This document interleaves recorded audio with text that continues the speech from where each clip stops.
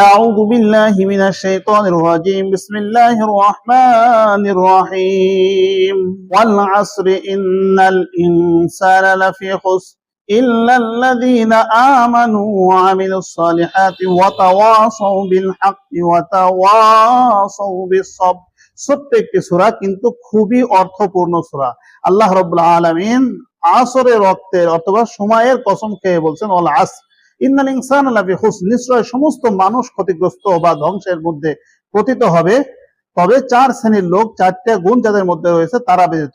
এক নম্বর, ইল্লাল্লাযীনা আমানু, যারা ঈমানদার, ওয়া আমিলুস সলিহাত, নেক আমল করে এবং যারা সত্যের দাওয়াত দেয়। আর যখন এই সত্য কথা বলার দ্বারা, হকের পথে থাকার দ্বারা যখন বিপদ আপদ আসে, সেই বিপদ আপদে যারা ধৈর্য ধারণ করে তারাই বাদে বাকি সকলেই ক্ষতিগ্রস্তের মধ্যে রয়েছে। আল্লাহ তাআলা আমাদেরকে এই চার দলে